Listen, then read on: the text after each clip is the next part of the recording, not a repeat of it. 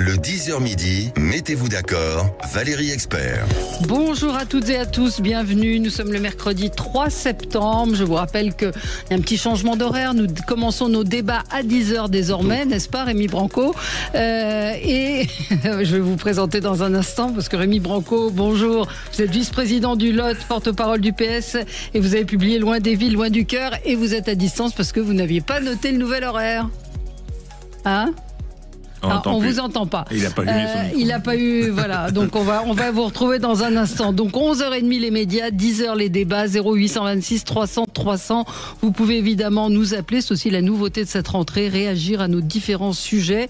Pour commenter cette actualité, Arnaud Benedetti, professeur à la Sorbonne, rédacteur en chef de la revue politique et parlementaire. Votre livre Aux portes du pouvoir, RN, l'inéluctable victoire. Point d'interrogation paru chez Michel Lafon. On pourra parler de ce sondage dans le Figaro aujourd'hui qui nous donne un RN en tête en cas d'élection législative, si les élections législatives se passaient dimanche prochain. Andrea Cotaract, vous êtes le porte-parole du RN. Bonjour. Bonjour. Jean-Baptiste Moreau, porte-parole du think tank Agriculture Stratégie, ancien agriculteur, ancien député. Et Rémi Branco, est-ce qu'on vous a retrouvé ? C'est bon, je suis là, je suis avec vous. Voilà, vice-président du Lot, porte-parole du PS. Ça tombe bien, parce qu'on va beaucoup parler du PS. Je l'ai annoncé tout à l'heure dans le teaser avec Dominique de Villepin qui veut un Premier ministre de gauche. Donc on va y revenir dans un instant. Tous les jours, je vous donne mon mot du jour. Pour moi, c'est défaillance de l'État, défaillance à Marseille avec cette attaque au couteau, avec cet homme qui était en situation régulière. Il avait un permis de séjour de 10 ans, donc on peut s'interroger sur la façon dont on attribue les permis de séjour. Merci François Hollande, je crois que c'est lui qui avait pris cette décision. Et à chaque fois qu'un drame comme celui-là se passe, on entend il était connu défavorablement des services de police. Donc encore une fois, comment ces gens se retrouvent dans la rue? Comment se fait-il qu'il n'y ait pas de mesures qui soient prises, d'expulsion? Enfin, moi je trouve qu'il y a une défaillance de l'État. Il y a aussi, alors dans un tout autre domaine, le suicide de cette directrice d'école dans le Cantal. L'éducation nationale pointée du doigt pour son manque de soutien, pas en capacité, donc l'État, de protéger ses agents selon les syndicats. Je ne sais pas si vous voulez réagir à ça. Ça que l'État est le plus mauvais gestionnaire des ressources humaines de l'univers et tout confondu, c'est une évidence. Je veux dire, aujourd'hui, on a une fonction publique qui est pas du tout gérée au niveau des ressources humaines et l'éducation nationale en est un triste exemple. Pour avoir une mère qui a bossé toute sa vie dans l'éducation nationale, j'en étais le témoin jour après jour.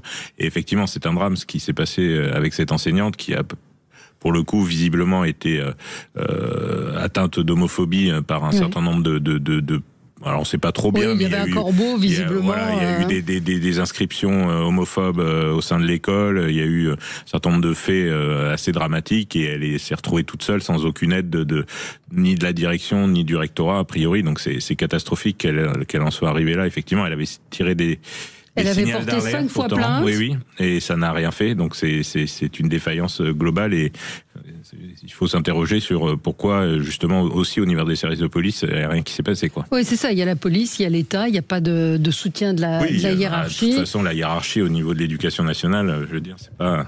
Non. Alors on a un appel de Luc au 0826 300 300. Vous aussi, si vous voulez réagir à ce sujet sur la défaillance de l'État. Luc, vous nous appelez du Perreux-sur-Marne. Bonjour. Bonjour Valérie, bonjour à vos invités. On vous écoute. Je vous trouve très gentille Valérie. Ça doit être votre fond, je dirais, d'âme humaine résilient. Moi, je serais beaucoup plus dur que vous. Ma religion est faite depuis longtemps. On s'en aperçoit tous les jours. L'État est devenu l'ennemi des Français. On le voit à chaque fois qu'il y a quelque chose qui pourrait être favorable aux Français dans leur vie de tous les jours, dans la gestion des services publics et tout. L'État casse toutes les décisions qui pourraient être favorables aux Français. Une rave partie, on ne fait rien du tout. On dilapide l'argent, en veux-tu, en voilà. Nos élites, si je puis dire, ne pensent qu'à une chose, c'est à nous en recoller une petite couche en taxant l'héritage, en, comment dirais-je, piquant dans le portefeuille des personnes âgées. Ça n'arrête jamais. L'État est devenu l'ennemi des Français.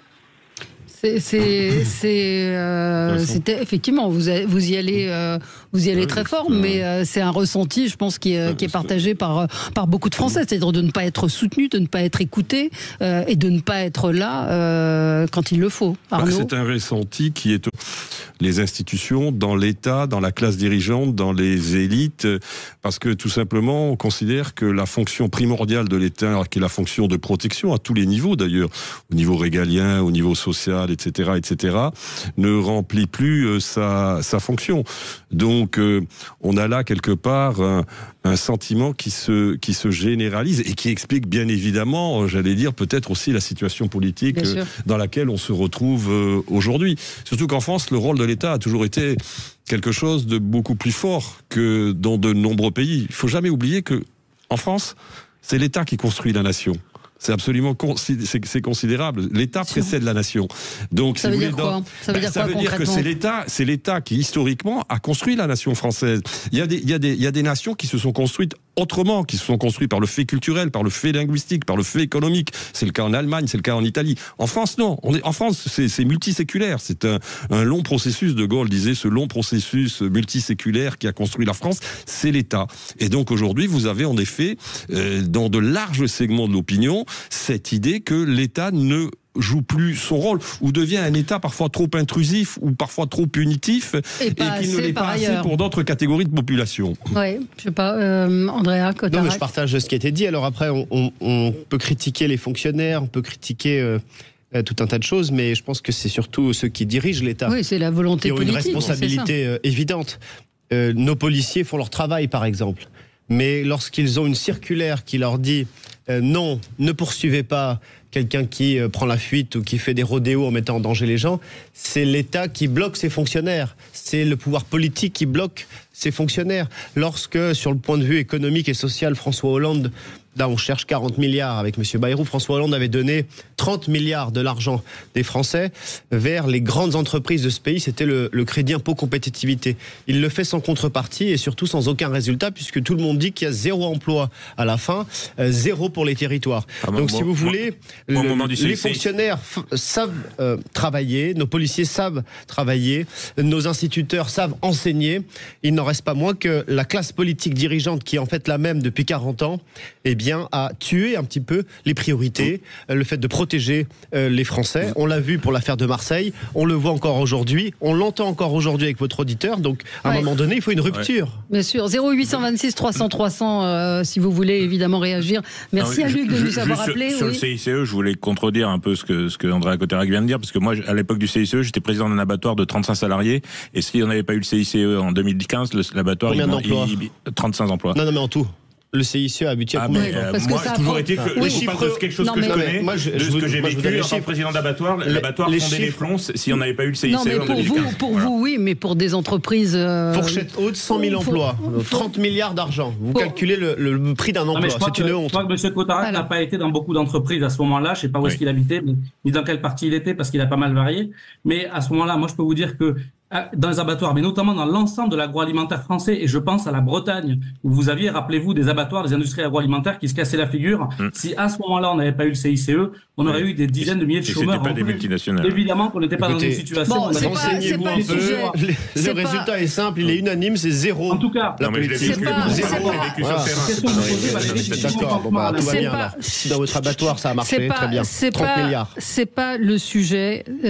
C'est pas le sujet. Enfin, c'est pas le sujet. C'est dérivé du sujet, mais vous, alors peut-être que Rémi Branco, on peut vous entendre sur cette défaillance de l'État. La question que vous posez, c'est celle du consentement des Français à l'impôt, qui, c'est vrai, on le voit, diminue. Non, c'est pas à l'impôt, c'est pas à l'impôt, c'est la conséquence. Parce que les Français, ils ont l'impression de payer chaque jour plus d'impôts.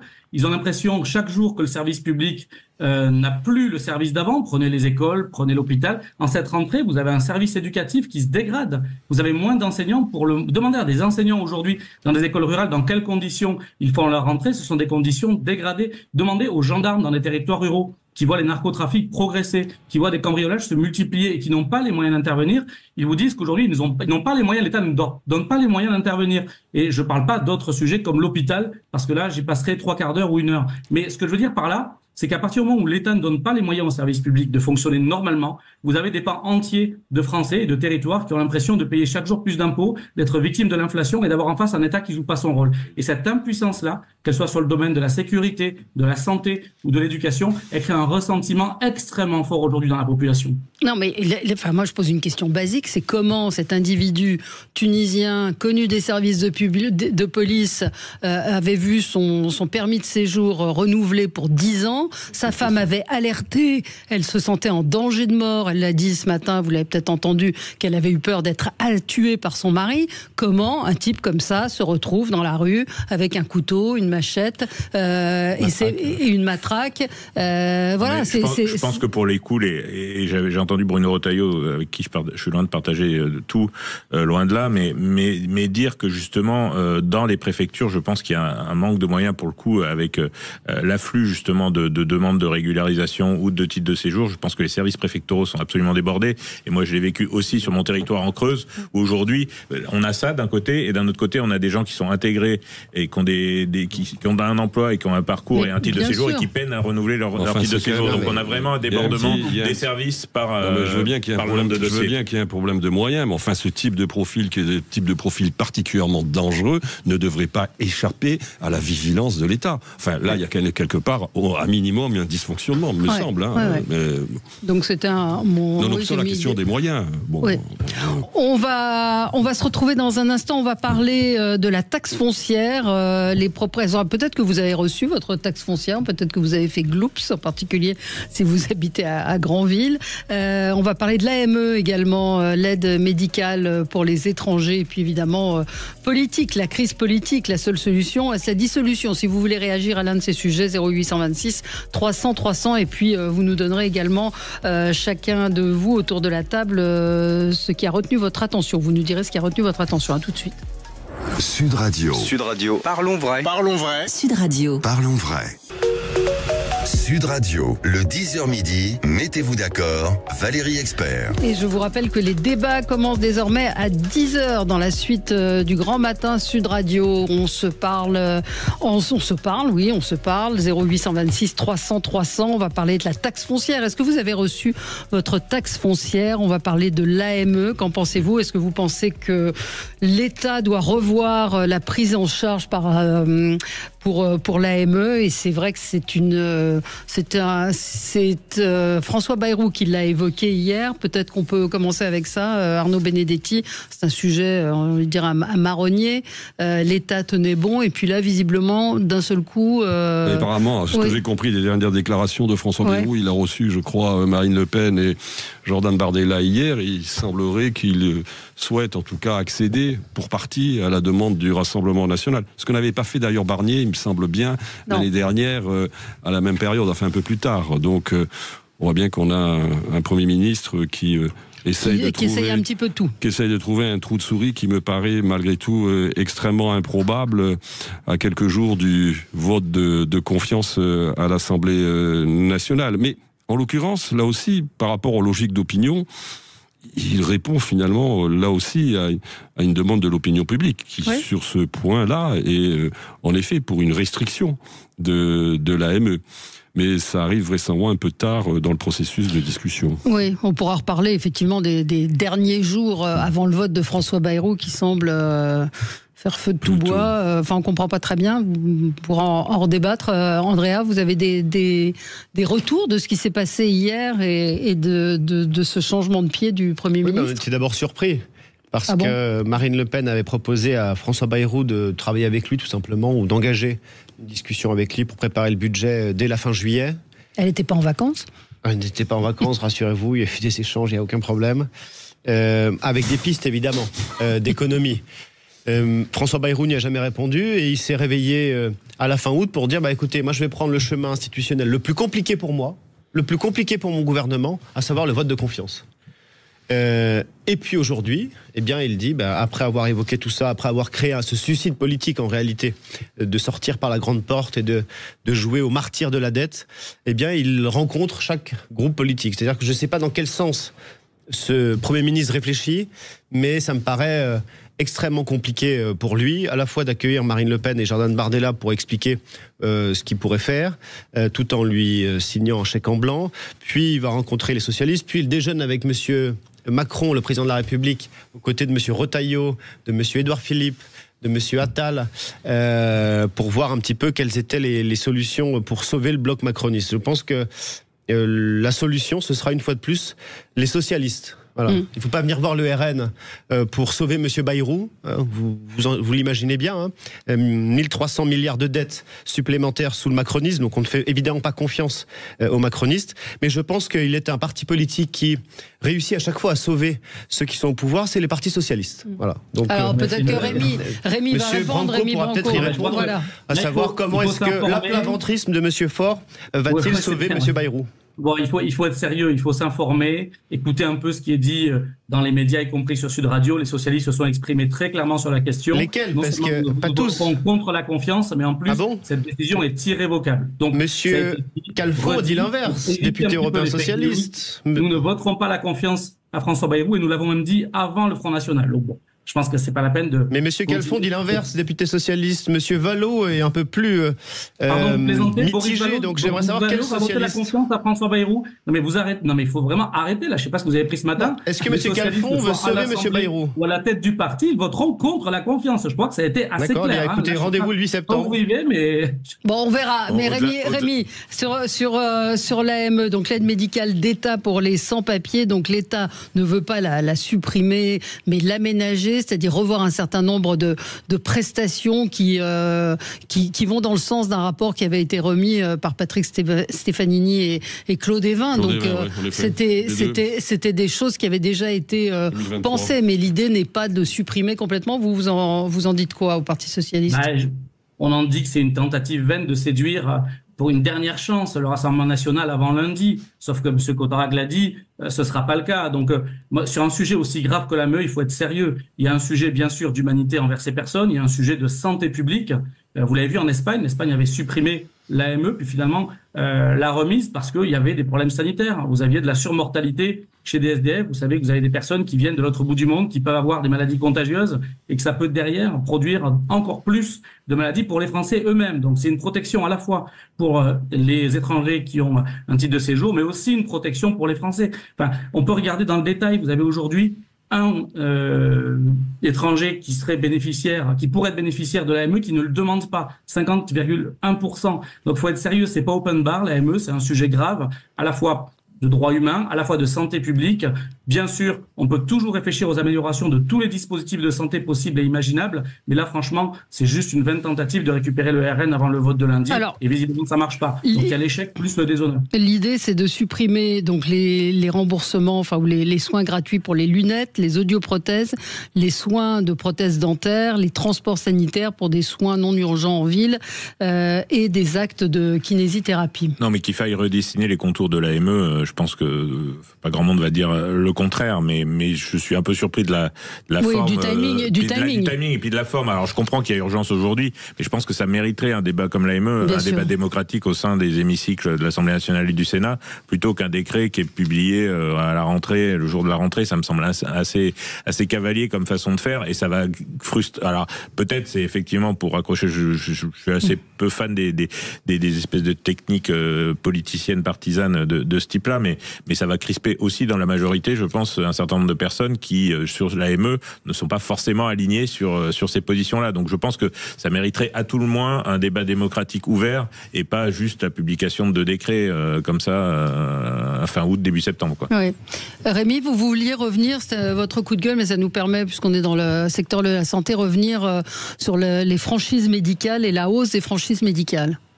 Ben écoutez, oui, c'est l'autre décret qui est proposé par François Bayrou, qui a été réfléchi en catimini au creux de l'été. En gros, doubler les franchises médicales, donc doubler le prix d'une boîte de médicaments, passer de 1 à 2 euros, plus les transports sanitaires, passer de 8 à 16 euros. Je ne sais pas dans quel monde vit François Bayrou, mais si vous allez sur le terrain 2 minutes, 2 heures le week-end ou en semaine, vous voyez bien que vous avez aujourd'hui des Français qui sont exaspérés. Vous pouvez bosser 50 heures par semaine et pas arriver à joindre les deux bouts à la fin. Vous pouvez avoir été retraité et pas vivre aujourd'hui de votre retraite. Vous pouvez même être chef d'entreprise et pas vous payer à la fin du mois. Bref, ça peut péter à tout moment dans ce pays. Et vous allez dire aujourd'hui à la retraitée lautoise ou de la Creuse que demain, elle va payer sa boîte de médicaments 2 fois plus cher, alors qu'elle se saigne déjà pour aider ses propres enfants qui sont en galère. Vous avez parlé tout à l'heure des étudiants. C'est pas 2 fois plus cher. C'est pas 2 fois plus cher la boîte de médicaments. C'est de 1 à 2 euros. Oui, bah c'est pas la payer 2 fois plus cher. Si vous avez un médicament qui vaut 25, oui, mais si vous avez un médicament qui vaut 25 euros, vous n'allez pas le payer 50 euros. Elle va mettre 2 fois plus à la pharmacie pour chaque boîte de médicaments. Là, sa franchise va doubler. Idem pour les transports sanitaires. Quand vous avez des enfants qui bossent, qui peuvent pas vous amener, vous allez payer à chaque fois 16 euros et pas 8 euros. Mais quand vous joignez plus les deux bouts, quand vous économisez sur la viande, sur le chauffage, vous imaginez les conséquences de ça. Enfin, moi, je me demande des fois si il faut quand même se rendre compte, c'est pas le 10 septembre qu'on va voir, c'est le 14 juillet si ça continue. Parce que si on s'en prend à chaque fois au même, à ceux pour qui déjà c'est extrêmement difficile, qui doivent en plus se soigner parce qu'ils ont des maladies parfois chroniques, parfois longues à soigner, et vous imaginez la colère qui va monter dans ce pays. Enfin, moi, je me dis des fois qu'on se rend pas compte à la tête de ce pays de ce qui est capable de monter du jour au lendemain avec des décisions pareilles. 0826 300 300, appelez-nous si vous voulez réagir à cette augmentation des franchises médicales. Je pense que vous avez aussi des choses à dire. Oui, on va y revenir à tout de suite. 0826 300 300, on est ensemble sur Sud Radio jusqu'à midi. Sud Radio, mettez-vous d'accord, Valérie Expert. Sud Radio, le 10h midi, mettez-vous d'accord, Valérie Expert. Donc Jean-Baptiste, peut-être répondre à Rémi Branco sur on a un peu quitté l'AME, mais la hausse, effectivement, la suppression, la hausse de la franchise sur les médicaments. Oui, on a un système de sécurité sociale qui est aujourd'hui à bout de souffle, qui crée du déficit tous les ans, donc il faut trouver des solutions. Alors après, il faut pas le faire de façon indiscriminée, et effectivement sur des populations précaires, je pense à des personnes âgées, le transport sanitaire, ça représente un coût dans nos territoires, en Creuse comme dans le Lot, parce qu'on vient de territoires qui sont assez proches, qui est non négligeable et qui pose un certain nombre de problèmes. Après, sur le transport sanitaire, il y a quand même des choses à revoir, je pense, sur la façon dont c'est fait, parce qu'il y a certaines personnes qui l'utilisent, et je le vois aussi dans les villages autour de chez moi, franchement, qui peuvent se déplacer sans transport sanitaire. Donc il y a aussi des abus. Donc voilà, mais globalement, évidemment que ça fait plaisir à personne d'augmenter les franchises, mais il y a un moment, si on veut que le système tienne, il va falloir que chacun puisse faire des efforts. Alors après, il faut respecter les principes d'Ambroise Croizat, il faut que chacun fasse selon ses moyens. Et utilise selon ses besoins. Le problème, c'est que c'est qu'aujourd'hui, c'est un système qui est parfois injuste, où c'est les mêmes ont l'impression de toujours donner et de ne jamais récupérer quand ils ont besoin, quoi. Donc là, ce système-là, il est bancal, et il faut tout le monde récupère selon ses besoins. Il faut pas que ces besoins soient surévalués, c'est-à-dire qu'il y ait des abus non plus dans l'utilisation des moyens médicaux qui nous appartiennent à tous collectivement. Oui. Andrea, je suis d'accord avec vous. Alors, on peut pas tout avoir non plus. C'est-à-dire qu'on peut pas à la fois mettre 1,7 milliard pour l'AME et pour les clandestins, puis ensuite dire oui, mais on a besoin d'argent pour les Français. Moi, je sais très bien, par exemple, que sur le transport sanitaire, c'est 6 milliards d'euros par an. Donc, c'est quand même une somme importante pour les transports sanitaires. Alors, on dit qu'il y a des abus pour les taxis. Peut-être qu'il y a des abus chez les taxis. Ou certains transports. Mais il y a aussi autre chose. C'est que les distances parcourues sont beaucoup plus longues. Pourquoi ? Parce qu'en 40 ans, on a supprimé, par exemple, 2/3 des maternités dans notre pays. Donc on va plus loin que François Hollande, par exemple, a supprimé 15 000 lits d'hôpitaux. Et donc les distances parcourues sont de plus en plus longues. Donc on ne peut pas à chaque fois dire c'est les travailleurs qui sont fautifs, c'est les taxis qui sont fautifs. Non, il y a des décisions politiques qui sont aussi fautives. Il y a une désertification totale du médical dans les zones rurales qui sont complètement oubliées. Donc c'est un ensemble qu'il faut avoir. C'est pour ça que je parlais de rupture. On a besoin d'argent, on nous parle de dérembourser les Doliprane, d'accord. Mais il y a 15 jours, François Hollande, van der Leyen, M. Bayrou, M. Macron applaudissaient leur deal avec les États-Unis. 265 milliards d'importations d'énergie américaine, 100 milliards à M. Zelensky, 160 milliards pour la sécurité de l'Ukraine. Donc, oui, à un moment donné, il faut faire des choix. La politique, c'est des choix, mais on ne peut pas tout avoir. 0826 300 300, dites-nous ce que vous en pensez. Karine nous dit, plutôt que d'augmenter les franchises sur les médicaments, il serait bon d'autoriser les toubibs, les médecins, à faire des renouvellements automatiques d'ordonnances, car payer 30 € juste pour changer la date à la tête d'un document, c'est un peu cher pour la Sécu. Ouais. Les malades chroniques savent reconnaître quand ça ne va plus et quand il est nécessaire d'avoir une visite. Là-dessus, il y a des choses qui ont avancé, puisque notamment les infirmières des pratiques avancées peuvent faire des renouvellements d'ordonnances sur des maladies chroniques. Et je peux vous dire que sur des territoires comme le mien, où il y a encore un maillage, il y a effectivement un très mauvais maillage de médecins généralistes. Par contre, on a plutôt encore un bon maillage d'infirmières libérales. Et on va dire, cette augmentation des capacités des infirmières libérales en infirmières des pratiques avancées, en IPA, ça a quand même comblé un certain nombre de vides, et ça permet justement de faire du renouvellement, que ce ne soit pas des médecins généralistes qui, effectivement, sur des maladies chroniques, ça ne sert à rien d'avoir une consultation de médecin généraliste. Il faut mieux qu'ils se concentrent sur d'autres choses. Stéphane nous dit, mais on cotise et on paye des mutuelles pour ces transports, c'est pas gratuit non plus. Juste une parenthèse, il se trouve qu'un proche a eu besoin de soins médicaux à l'étranger, dossier envoyé à la Sécu, appelé la Sécu hier, et la Sécu répond, il faut 3 mois pour traiter le dossier. 3 mois pour traiter le dossier. Donc voilà, on est en France, bienvenue en France. Je voudrais qu'on parle politique, donc avec dissolution, pas dissolution, la gauche ou pas la gauche dans un prochain gouvernement. Enfin, on est un peu dans le noir le plus total. Pourquoi vouloir faire rentrer des ministres de gauche dans le gouvernement ?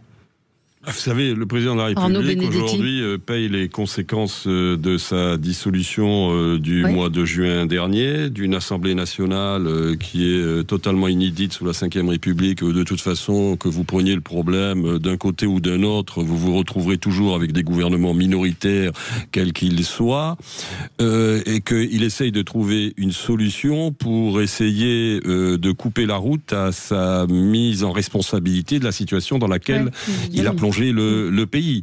Donc il a tenté, avec ce qui lui restait de ses troupes après les élections législatives, de donner un coup de barre à droite avec LR, qui a fait le choix de rentrer dans un gouvernement qui est un gouvernement minoritaire, je le rappelle, parce que la situation dans laquelle on se retrouve est du jamais vu sous la Ve République, parce qu'il n'y a même pas de majorité relative, il faut être clair. Il y a tout simplement une coalition minoritaire, donc il prend acte vraisemblablement de l'échec de cette coalition minoritaire, et il va peut-être essayer de chercher à gauche ce qu'il n'a pas réussi à trouver à droite, en détachant notamment en partie peut-être le Parti socialiste du nouveau Front populaire. Mais on a compris que d'après la réunion qu'il a eue avec les responsables des partis de sa coalition il y a 24 heures, que finalement il leur demandait de travailler avec le Parti socialiste. Mais je ne vois pas aujourd'hui LR travailler avec le Parti socialiste. Je ne suis pas sûr d'ailleurs que même au sein même, j'allais dire, de la coalition macroniste, tous soient d'accord pour travailler avec le Parti socialiste. Voilà, il essaye de trouver un chemin qui est un chemin fortement improbable au regard de la situation institutionnelle dans laquelle il a plongé le pays. Donc, il y aura certainement un nouveau Premier ministre après François Bayrou. Le problème, la question, c'est de savoir la durée de vie de ce Premier ministre, qui me paraît aussi hypothétique que celle de ses prédécesseurs. Emmanuel Macron essaye de gagner du temps, tout simplement. Voilà. Rémi Branco, les socialistes invités, donc le gouvernement invité à travailler avec les socialistes et d'autres partis, à l'exclusion de LFI et du RN. RN qui arrive quand même en tête des intentions de vote dans les différents sondages. Non, mais je crois qu'il faut qu'Emmanuel Macron acte une chose. C'est qu'il aurait dû l'acter déjà il y a 1 an. C'est que les Français ont dit une chose aux élections législatives il y a 1 an, c'est qu'ils ne voulaient plus de la politique qui était menée depuis 2017. On en pense ce qu'on veut, mais c'est le résultat des élections. Il a voulu s'entêter avec des proches, en tout cas des gens qui étaient sur la ligne qu'il portait, que ce soit Michel Barnier ou François Bayrou. On voit bien aujourd'hui qu'on arrive à une impasse. Donc s'il ne veut pas être contraint à dissoudre ou à démissionner, et moi en tant que responsable républicain, je ne souhaite pas que le président de la République aujourd'hui démissionne, et je souhaite aussi qu'on puisse éviter une dissolution, faire revenir à nouveau les Français aux urnes alors qu'ils se sont exprimés il y a 1 an.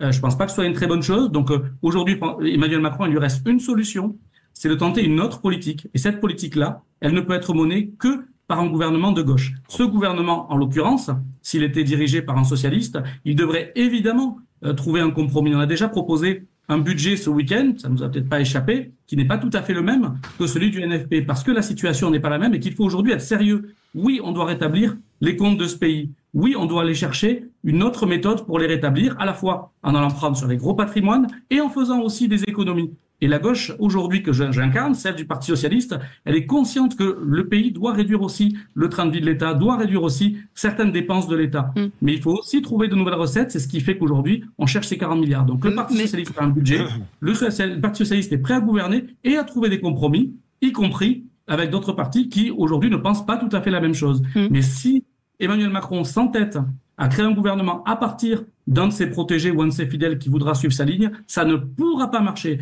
Et moi, je crains pour le pays que s'il s'entête dans ces solutions, au final, ce soit sa personnalité, le fait qu'il soit président, qui soit remis très vite en question dans la rue. Mais pourtant, les socialistes n'attirent pas vraiment l'adhésion des Français. Quand vous regardez dans les différents sondages, il y en a un qui a été publié ce matin dans le Figaro. Le vote pour le RN est beaucoup plus puissant que... Non, mais voilà. Le RN ne veut pas gouverner, donc le RN, la question ne se pose pas. Le RN ne veut pas gouverner avec la majorité actuelle. Donc la question ne se pose pas. Ils ne veulent pas gouverner, ils ne veulent pas être utiles aux Français. Dont acte. Michel Barnier, LR, pardon, mais c'était le parti le plus faible en 2024 lorsqu'il y a eu la dissolution. Je ne vous parle pas de Michel Barnier. Du parti le plus faiblement élu. Non, mais je ne vous parle pas de Michel Barnier. Et le MoDem, qui est aujourd'hui le parti plébiscité par les Français. Non, je vous ai pas dit ça. Je vous parle du RN, qui est aujourd'hui dans les sondages le parti plébiscité par les Français. Mais il refuse de gouverner. C'est pas vrai. Alors Andrea Cotarac. Pourquoi est-ce qu'on demande la dissolution ? Moi, j'entends bien ce que dit M. Branco, il n'y a pas de souci, mais mathématiquement, arithmétiquement parlant, ce qu'il dit est improbable. D'abord, les socialistes ne sont pas tous d'accord, apparemment, pour être Premier ministre. Ça, c'est le premier point. Si tant est que M. Macron le décide. Le bloc central... lui-même n'est pas forcément d'accord pour que le Premier ministre soit socialiste. Je ne vous parle même pas des LR, avec qui ils ont gouverné ensemble pendant 40 ans, mais ne veulent pas non plus gouverner avec les socialistes. Et j'écoutais même Jean-Luc Mélenchon qui disait, mais en fait, on ne sait pas ce qu'ils font, les socialistes, puisqu'ils ne rendent compte à personne à gauche et font leur petit bonhomme de chemin. Donc, pardon, mais nous, on ne veut pas participer au RN à ce cirque dramatique de politiciens au sein de l'Assemblée nationale. Nous, ce qu'on veut, c'est qu'Emmanuel Macron puisse dissoudre l'Assemblée nationale pour que les Français tranchent, parce qu'on croit en la démocratie. Et pardon, lors des dernières législatives, l'élection a un peu été manipulée, galvaudée. On a des candidats qui se sont désistés pour trafiquer un peu les résultats. Et ça aboutit à quoi ? Ça aboutit à ça. Je le dis aux chefs d'entreprise aujourd'hui qui se plaignent de l'instabilité. Je le dis aujourd'hui à nos auditeurs, aux fonctionnaires qui se plaignent de l'instabilité. C'est l'accord entre Emmanuel Macron et Jean-Luc Mélenchon aux législatives qui aboutit aujourd'hui à l'instabilité. Il faut rappeler quand même que Madame Borne, ancienne Premier ministre, celle qui a mis en place la réforme des retraites, a été élue grâce aux voix de la France Insoumise et des socialistes. Monsieur Darmanin a été réélu grâce aux voix du Nouveau Front Populaire contre le Rassemblement National. Et inversement, ce sont les macronistes qui ont élu Raphaël Arnaud, par exemple, député LFI d'Avignon, qui est fiché S, Antifa, etc. Donc, moi, je veux bien peut-être avoir tort, mais je ne suis pas sûr que ces électeurs-là sont allés voter pour monsieur Raphaël Arnaud autrement qu'en se bouchant le nez. Alors, des solutions inévitables, on y revient dans un instant avec vous sur Sud Radio 0826 300 300. On aura Frédéric en ligne avec nous qui va nous donner son éclairage. À tout de suite. Sud Radio. Sud Radio. Parlons vrai. Parlons vrai. Parlons vrai. Sud Radio, le 10h midi, mettez-vous d'accord, Valérie Expert. Et je vous rappelle que les débats débutent désormais à 10h pour ceux qui nous rejoindraient maintenant. 10h les débats, 11h30 les médias. Dissolution, pas dissolution. La question va se poser vraisemblablement. Frédéric, vous êtes en ligne avec nous. Bonjour Frédéric. Oui, bonjour Valérie, je suis là. Alors, qu'est-ce que vous en pensez ? Moi, je pense qu'il faudrait dissoudre parce que le principe même de la Ve République, c'est qu'un Premier ministre, quel qu'il soit, quelle que soit sa couleur politique, a besoin, pour pouvoir gouverner, pour pouvoir mener le programme pour lequel le Président de la République a été élu, a besoin d'une majorité. Au pire, d'une majorité relative, mais assez stable. Là, actuellement, depuis quand même quelques temps, moi, j'ai l'impression qu'on a affaire, les chefs de parti, à des petits combinards de la 4e République qui cherchent des arrangements, je vote avec toi, je vote pas avec toi, etc. Ça, c'est pas bon pour la stabilité du pays. Il faut revenir au principe de la Constitution de la 5e République, que chaque président, d'ailleurs, amende à sa sauce, ce qui est contraire à ce que voulait d'ailleurs le général de Gaulle. Et il faut revenir à quelque chose de stable. La France a besoin d'un pivot central stable. Sinon, rien ne fonctionne. Et quand ce pivot stable s'affaiblit, on voit qu'il y a une montée en puissance, d'ailleurs, des réclamations régionales. Oui, merci Frédéric Jean-Baptiste Moreau. C'est certain qu'on a les institutions de la Ve République fonctionnent avec la logique politique de la 4e aujourd'hui. Donc forcément, ça marche pas très bien. C'est-à-dire qu'on est revenu un peu à la République des partis et effectivement, ça fonctionne pas. Mais ça fonctionne pas parce que aussi, on est passé d'un bipartisme à un tripartisme. Et ça, c'est pas une spécificité franco-française. On voit qu'en Allemagne, on voit qu'en Grande-Bretagne, c'est pareil. On a mis fin au bipartisme et on a un tripartisme, voire un multipartisme. Et forcément, nos institutions, elles ont du mal à résister à ça parce que elles étaient faites pour fonctionner sur un bloc de gauche, un bloc de droite, et là on n'est plus dans ce schéma-là. Après, on voit que la coalition actuelle, elle a échoué par 2 fois avec Michel Barnier et avec François Bayrou. Enfin, elle n'a pas encore échoué avec François Bayrou, mais ça ne saurait tarder. Donc il faut essayer autre chose. Alors j'entends les réserves qui sont mises sur le fait d'avoir un Premier ministre socialiste, mais je pense qu'il faut l'essayer, au moins essayer de bâtir une coalition différente de celle qui échoue depuis maintenant 1 an et la dissolution. Et par rapport à... C'est quoi une coalition différente? Je sais pas, avec des gens du bloc central, déjà qui s'engagent à pas censurer, avec peut-être des gens de droite qui s'engagent avec un PM socialiste. Je sais pas, mais j'ai assez peu d'espoir en vérité sur la stabilité. Il n'a pas montré une influence décisive. J'ai assez peu d'espoir en vérité parce que je vois bien que LFI de toute façon va censurer, que les LR vont censurer aussi, et donc même avec un PM socialiste, je vois pas la viabilité de la chose et la durabilité des choses. Ce qui est certain, c'est qu'il nous faut un budget avant la fin de l'année, parce que sinon on va au-devant de grosses difficultés pour chaque citoyen, parce que pas de budget ou alors des budgets par ordonnance. Je peux vous dire que dans les administrations et autres, l'année dernière, ils ont pas rigolé déjà avec le budget reporté par ordonnance et tout ça. Il y a un certain nombre de décalages en mois sur des paiements, sur des choses, notamment sur les populations les plus fragiles, sur un certain nombre d'indemnités qui ont posé problème. Et moi, l'erreur originelle, alors bien sûr, tout le monde critique la dissolution de l'année dernière et qui est responsable en partie de ce qui arrive aujourd'hui, mais pour moi, ce qui est surtout responsable de la situation dans laquelle on est aujourd'hui, c'est la non-campagne de 2022 en vérité. Voilà, je bien placé parce que j'ai perdu les législatives dans la foulée, mais le fait de théoriser, de ne pas faire vraiment campagne à la présidentielle, qui a empêché un vrai choix de société, des vrais choix entre différents projets politiques différents, une non-campagne législative qui s'est écoulée, parce que clairement, je fais mon mea culpa, on est parti en campagne sans aucun programme à part celui d'avoir une majorité pour le président de la République, ce qui est un peu mince, vous l'avouerez, et c'est ça qu'on paye aujourd'hui en réalité, et c'est pour ça que moi je suis très hostile à la démission du président de la République, parce que démission du président de la République immédiate signifie une campagne de 20 à 30 jours, donc une non-campagne présidentielle, et donc on replonge en 2022 avec un nouveau président qui n'a aucune assurance d'avoir une majorité derrière les législatives qui suivront. Alors Arnaud, plusieurs points. Premier point, oui, il y a une responsabilité aussi du président de la République dans la non-campagne de 2022, parce que je veux dire, il a clairement fait sa campagne en s'adossant à ce qui se passait en Ukraine, qui a complètement, je veux dire, cannibalisé justement le débat qui n'a pas eu lieu. Donc il y a quand même il y a eu un choix tactique, stratégique du président de la République pour que cette campagne finalement ne se fasse pas et ne se déroule pas dans les conditions qui sont celles d'une campagne normale.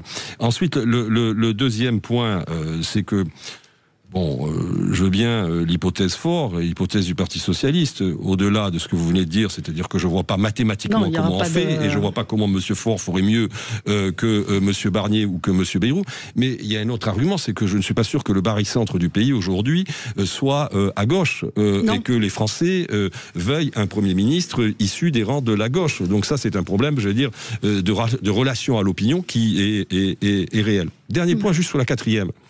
C'est pas du tout la situation de la 4e. La 4e, malgré son instabilité, avait une forme de stabilité. C'est-à-dire que vous aviez certes des gouvernements qui se défaisaient, mais à l'intérieur de l'Assemblée nationale, vous aviez des majorités pour porter ces gouvernements. Ce qui fait qu'il y avait quand même malgré tout une logique de continuité sous la 4e République. La 4e République s'effondre avec la guerre d'Algérie et avec la décolonisation. Mais là, on est dans une situation qui, à mon sens, est beaucoup plus instable encore que celle que l'on a connue sous la 4e République. Je n'en veux que pour preuve, c'est qu'en 1 an et demi, nous avons eu 5 premiers ministres. Ce qui est un record sous la 5e République, mais ce qui serait un record aussi sous la 4e République, où certes il y avait des changements de président de gouvernement, mais beaucoup moins, j'allais dire, fréquents que ce que l'on a vécu ces derniers mois. Et le dernier point, moi je pense que, qu'on le veuille ou non, la logique voudrait que le président de la République, vu le niveau de défiance qui est le sien, pour remettre les institutions sur leurs jambes, démissionne. Et la question de la campagne, je suis d'accord avec vous. 20 jours de campagne, c'est insuffisant. Mais il peut très bien faire le choix, à un moment donné, de dire je démissionne à telle date pour laisser le temps de la campagne de se dérouler. Le problème, c'est que je pense que la psyché d'Emmanuel Macron, la psychologie profonde d'Emmanuel Macron, n'est pas de démissionner, ce qui pose un vrai problème, je crois, vis-à-vis de nos institutions. Dissolution ou pas dissolution pour vous ? Il faudrait une dissolution. La dissolution peut être un début de solution, mais à condition que la dissolution donne un résultat politique qui soit un résultat politique clair. Si c'est pour reproduire le résultat que nous avons connu, je crains qu'on rajoute la crise à la crise et que là, en l'occurrence, cette fois-ci, Emmanuel Macron soit encore plus engagé dans la responsabilité personnelle de cette situation. Je pense qu'elle est inévitable, mais qu'elle ne résoudra rien, en fait. Donc, la situation, effectivement, elle a changé, puisque, vous l'avez dit tout à l'heure, il y a un tripartisme. Il y a 3 blocs, c'est un fait. Et vous dites, en Allemagne, ils arrivent à faire des compromis, mais ailleurs... Oui, mais on oublie une chose, c'est que le scrutin n'est pas le même. En Allemagne, il y a de la proportionnelle, donc il n'y a pas d'accord entre les 2 tours, donc il n'y a pas de front républicain ou de je ne sais quoi. La proportionnelle, c'est accessoirement ce qu'avait promis Emmanuel Macron il y a 13 ans et M. Bayrou. Bon, on attend toujours, mais en tout cas, ce n'est pas le cas. Par ailleurs, je ne suis pas sûr, mais vraiment alors, que nos auditeurs, les Français, veulent un Premier ministre socialiste. Je veux dire, à aucune élection, les socialistes ont provoqué un espoir. Dernièrement, je rappelle qu'à la présidentielle, puisque vous en parliez, le Parti socialiste faisait 1%. Bon, donc ça se saurait quand même si le PS était un espoir pour le pays, ou en tout cas une solution. Moi, je pense qu'il y a 2 solutions qui sont évidentes. C'est soit la dissolution, soit la démission du président de la République. C'est pas plus compliqué que ça. Le reste, les combinazioni des uns et des autres ne fonctionneront pas. Bon, on a Abdallah. Je rappelle en 2024, aux élections législatives, le Rassemblement national était présent dans plus de 500 circonscriptions. Donc, si les Français avaient voulu le Rassemblement national au pouvoir, ils auraient voté pour lui. Ce n'est pas le cas. Les Français se sont rassemblés pour être majoritairement contre l'idée d'avoir Jordan Bardella comme Premier ministre. On voit le résultat. C'est sur le mode de scrutin. On voit le résultat. Je pense que si on va vers une dissolution, seul un changement de mode de scrutin pourra permettre d'avoir une majorité différente. En tout état de cause, si on reproduit le même mode de scrutin avec la même dissolution un an après, je ne vois pas comment on trouvera de la stabilité dans ce pays. Abdallah qui est en ligne avec nous. Abdallah, dissolution, pas dissolution pour vous ? Non, moi j'ai pas dissolution parce que pour 2 raisons. En principal, la première, je suis un petit entrepreneur, donc au niveau économique, ça va être une catastrophe sans nom. Ça va durer 7-8 mois facile, déjà que les marchés sont plus que frileux. Donc c'est déjà très très compliqué au niveau de l'artisanat, l'entrepreneuriat. La deuxième raison, c'est que j'ai pas honte de le dire, je l'assume totalement. Les Français en fait ne meurent pas de faim et en fait ils votent tout et n'importe quoi. Je vous donne un exemple. La dernière législative à Mont-de-Marsan, c'était pas compliqué, c'était même pas. Il y a même pas eu de campagne Front National, même pas eu de campagne. On n'a jamais vu. C'est une dame qui est arrivée de Paris, qui est tombée comme ça, qui était du côté de la mer là. On l'a jamais vu, pas une seule campagne, pas un seul rendez-vous, mais rien de rien. On l'a jamais entendu, jamais vu ni rien. Elle a fait quand même 46 ou 47% dans une ville qui est socialiste et qui vote de temps à autre depuis quelques années au centre, avec Madame Dariussec. Mais là, clairement, si vous voulez, les gens ils font tellement n'importe quoi, ils vont élire quelqu'un et 3 jours après ils le détestent. Donc on n'en sortira jamais. Et moi, ma plus grosse peur avec mes origines marocaine, c'est que je suis français, fier de l'être, avec mes origines marocaines, comme d'autres sont corse ou breton, c'est qu'en fait, les gens, ils vont aller vers où? Quand ils sont en colère, comme ils le sont maintenant, et ils sont en colère tout le temps, de toute façon, vous pouvez leur rajouter une prime de 3 000 € demain, ils sont en colère. C'est que c'est les extrêmes qui vont monter, et on n'a pas besoin d'eux. Moi, il me manque, j'ai 54 ans, il me manque ces putains de débats extraordinaires où c'était la droite et la gauche, où on pouvait débattre librement et démocratiquement pour les idées avec lesquelles on allait faire avancer le pays. Mais avec l'extrême droite ou l'extrême gauche, il n'y a aucune avancée, ni politique, ni libérale, il n'y a rien. Ça va être de la merde, c'est la poudre aux yeux.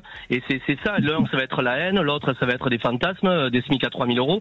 Ça va être du délire complet. Moi j'aime mon pays, j'ai envie qu'on avance, quoi. C'est ça qui me dérange. Donc pas de dissolution, j'ai trop peur. Vous fait, alors on va être obligé de marquer une pause, pardon, c'est l'heure des titres, mais ça vous fait sourire Rémi Branco, mais c'est le ressenti d'un petit chef d'entreprise et de beaucoup de Français. On se retrouve, on va continuer ce débat et on vous donnera la parole à nouveau 0826 300 300. Merci Abdallah, à tout de suite.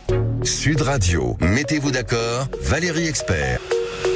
Sud Radio, le 10h midi, mettez-vous d'accord, Valérie Expert.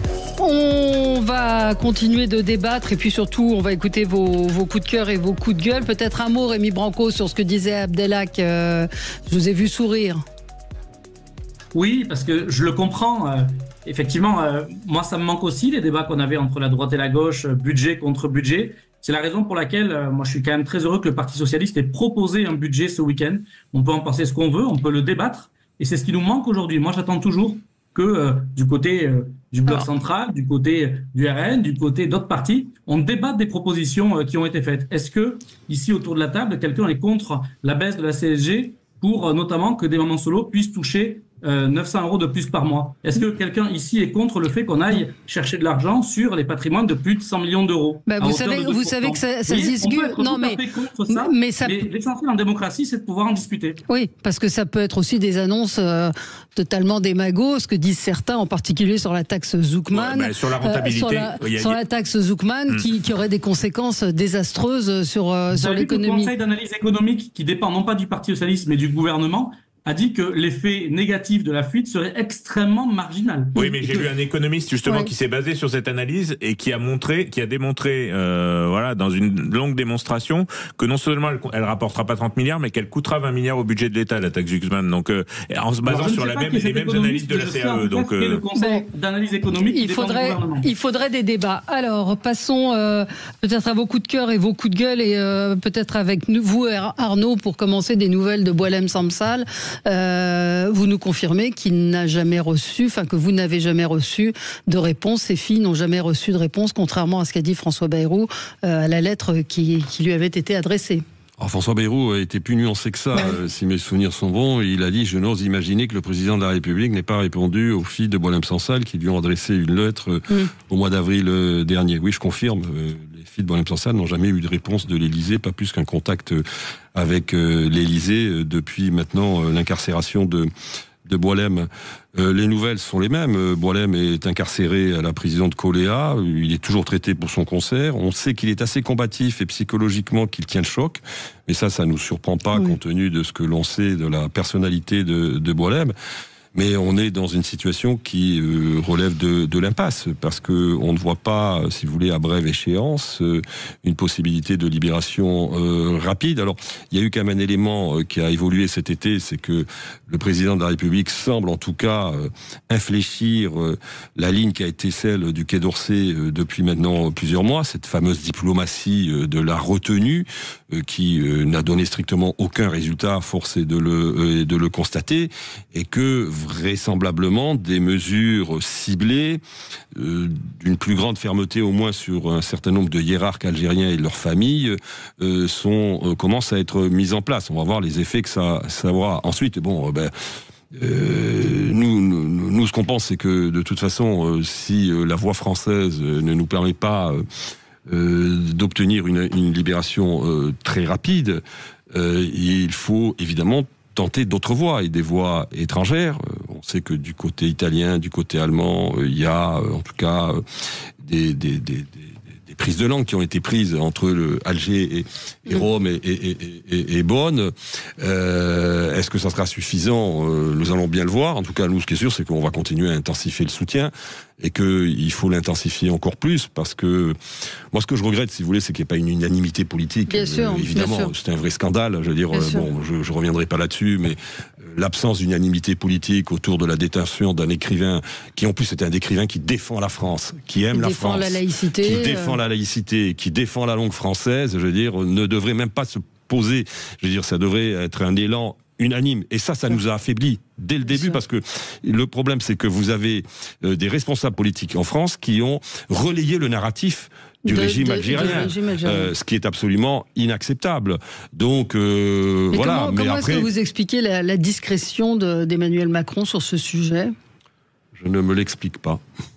Nous ne nous l'expliquons pas. Je pense qu'au début, en effet, il a considéré que, en retenant ses propos, il laissait une voie à la diplomatie et au président Tebboune pour finalement avoir un geste d'élargissement vis-à-vis de Boualem Sansal. La réalité, c'est que d'abord, Tebboune ne décide pas tout seul en Algérie, qu'il est lui-même aujourd'hui contesté à l'intérieur de l'appareil d'État algérien. Et que le problème, c'est que si vous voulez, pour les hiérarques algériens, Boualem Sansal est un moyen de pression sur les Français. C'est un otage qui a une très grosse valeur, évidemment, Boualem Sansal, pour toutes les raisons qui sont liées à son propre statut et son statut d'écrivain.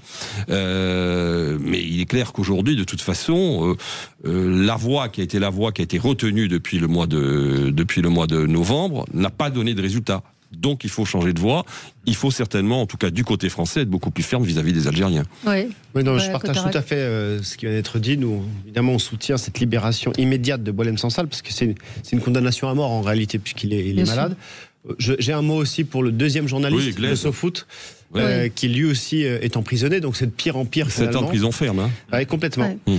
Et je salue aussi le comité Boualem Sansal, parce que, à l'image de M. Benedetti à l'instant, que j'ai vu sur plusieurs plateaux quand même depuis maintenant plusieurs mois se battre pour la libération de Boualem Sansal, je constate que le comité de soutien de Boualem Sansal est quand même très solide et se bat au jour le jour. Je pense qu'il faut aussi le souligner, parce que parfois on oublie, c'est trop tard, c'est fini, les gens avancent. Pas là du tout, le comité est quand même très actif et je tiens aussi à les saluer. Quelle explication, Jean-Baptiste là, je suis pas langue de bois, donc je saurais pas expliquer la position du président de la République sur ce truc-là, parce que franchement, c'est pas des prisonniers, c'est des otages, vous l'avez parfaitement dit.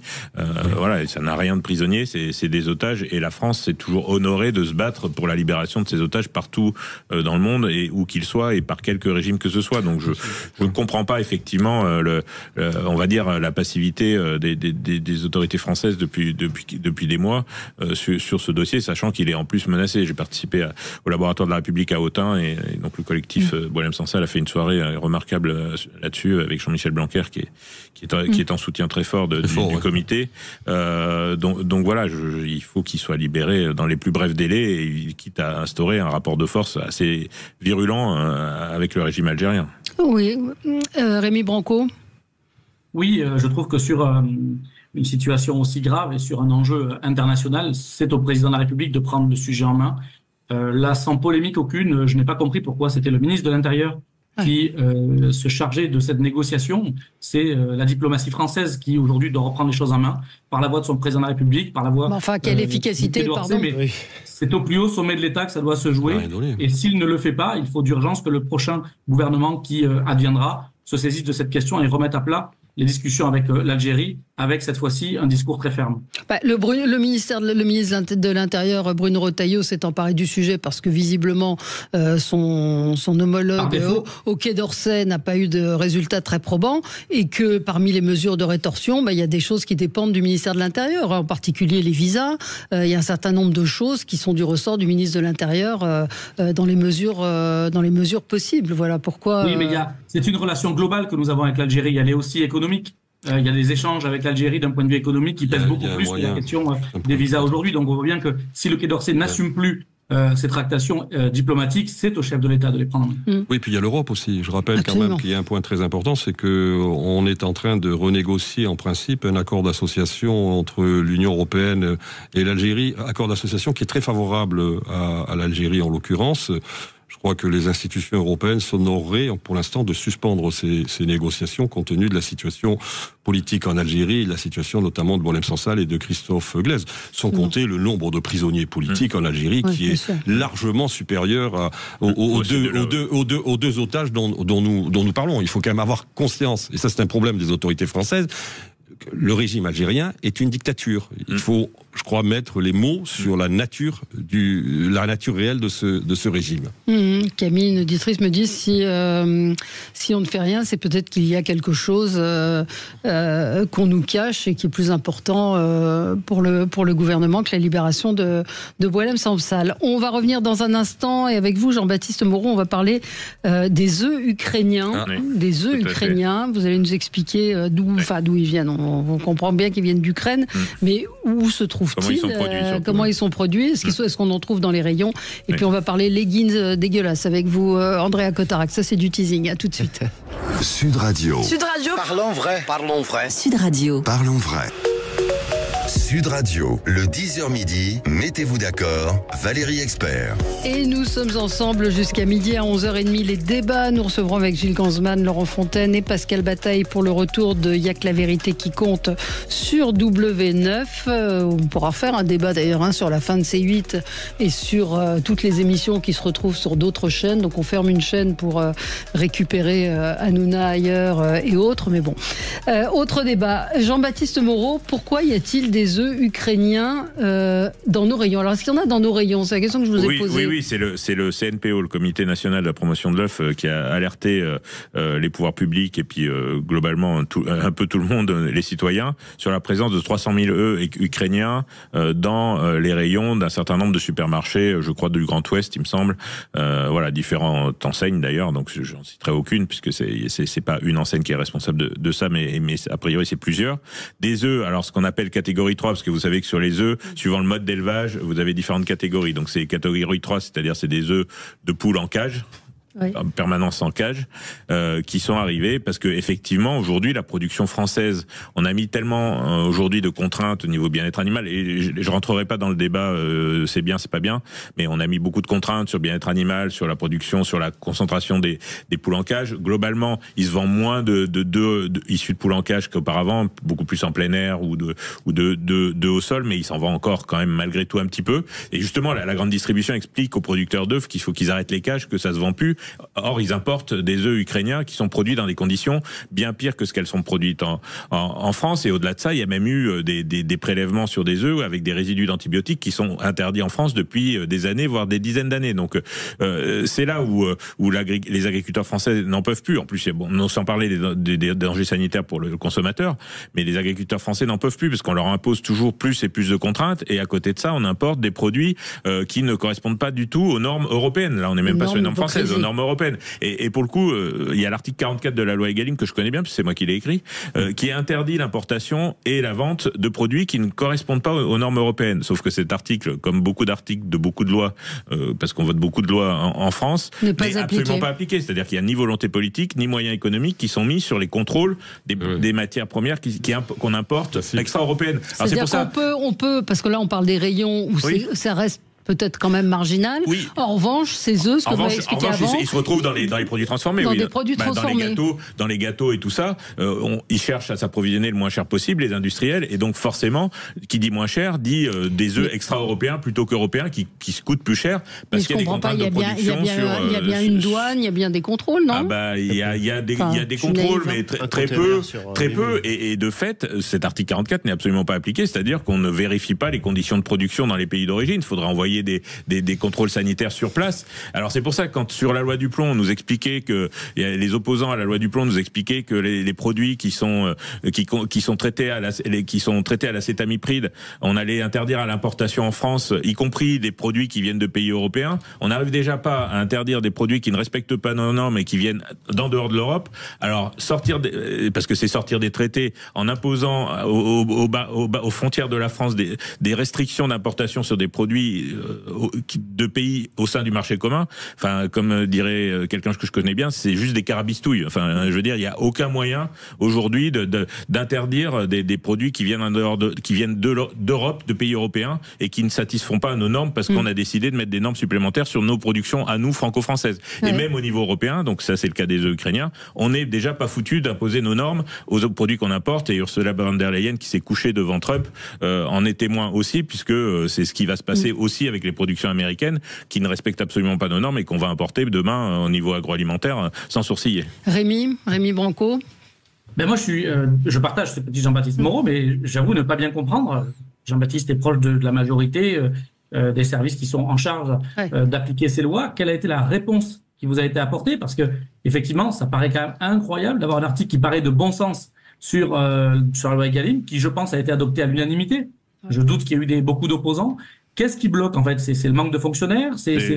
Non, mais c'est au niveau européen pour le coup ce bloc, et c'est pas à l'ancien chef de cabinet d'un excellent ministre de l'Agriculture que je vais l'apprendre.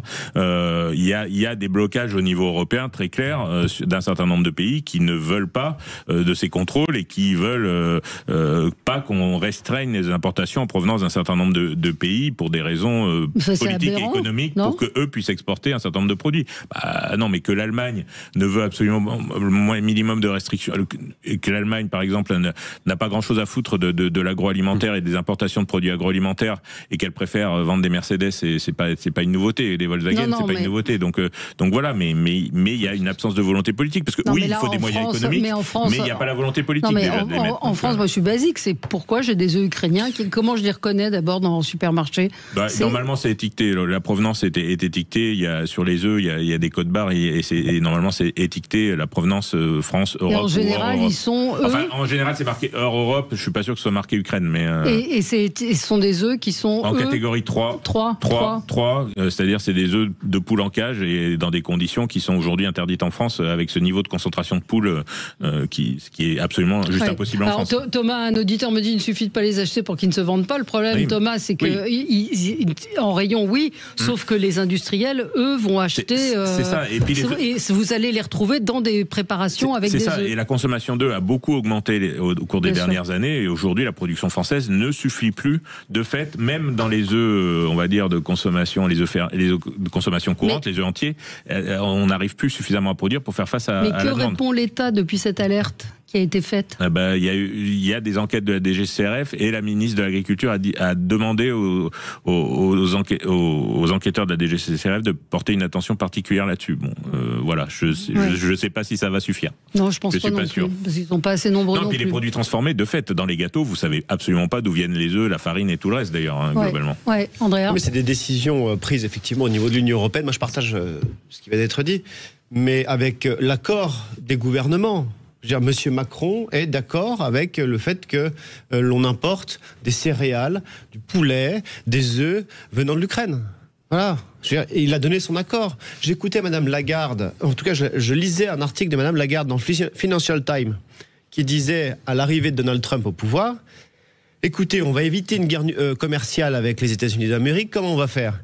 Eh bien, on va importer plus de gaz naturel liquéfié américain, plus d'armes américaines et, dit-elle, plus de produits agricoles américains. Donc on est dirigé, une fois de plus, on revient au premier débat, c'est pas la faute de l'État, c'est la faute des personnes qui dirigent l'État, qui dirigent l'Union européenne, qui sont dans une idéologie sans frontiériste, c'est-à-dire il faut abattre les barrières douanières à tout va, peu importe sur le dumping social, le dumping fiscal, le dumping économique d'un pays comme l'Ukraine où le salaire moyen est inférieur au salaire chinois, quand même, qui est sur le continent européen. Voilà. On ne veut pas protéger notre agriculture. C'est-à-dire que l'Europe sera la dernière entité à respecter les accords de l'OMC que plus personne ne respecte à travers le monde. Un mot, Arnaud? Non, mais c'est un des sujets majeurs, en effet, c'est que on voit bien, on s'applique... en fait, on s'applique la question des normes, c'est un peu le même sujet. Vous voyez, c'est exactement la même chose. C'est que nous appliquons, des contraintes que les autres ne s'appliquent pas. Donc, en effet, ce qui explique d'ailleurs pourquoi aujourd'hui le monde agricole est en ébullition depuis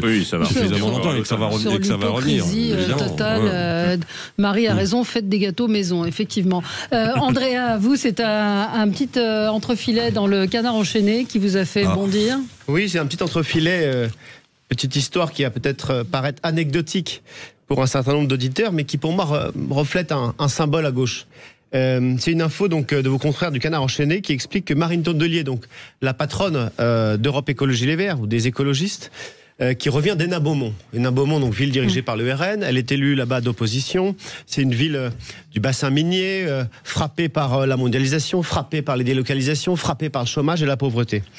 Donc elle a déposé, cette Marine Tondelier, son fils à l'école, à la rentrée, comme tout le monde, et elle se rend à BFM TV, où elle explique qu'elle doit se changer à la hâte, très rapidement, parce que, dit-elle, comme toutes les mères de famille là-bas, j'ai dû m'habiller avec un vieux legging dégueulasse. Voilà donc une gauche qui, pour moi, applique un mépris de classe. C'est une gauche qui, pour moi... prétendent défendre les ouvriers, prétendent défendre les salariés, mais en fait sont de véritables racistes. Racisme social, mépris de classe, racisme territorial. Et ce racisme-là, il vient une fois de plus entacher la gauche. Jean-Baptiste Moreau vient de parler des agriculteurs. Je me souviens cet été d'une autre polémique de gauche. Madame Sandrine Rousseau, qui à l'heure où les agriculteurs sont noyés par les traités de libre-échange, sont noyés par des revenus minimes, un agriculteur se suicide tous les 3 jours. Que dit Madame Sandrine Rousseau de gauche? Rien n'a pété de la rentabilité des agriculteurs. Vous voyez, on se souvient aussi cet été d'une autre polémique, celle de la députée socialiste Céline Hervieux, qui elle est venue défendre une pétition absolument délirante pour défendre un quartier parisien bourgeois d'une nuisance qui serait l'installation d'une supérette. Et elle explique, il y a même une résidente qui explique, ici c'est un quartier résidentiel, c'est pas un quartier ouvrier. Bon ben voilà, la gauche a encore fois choisi son combat contre les ouvriers.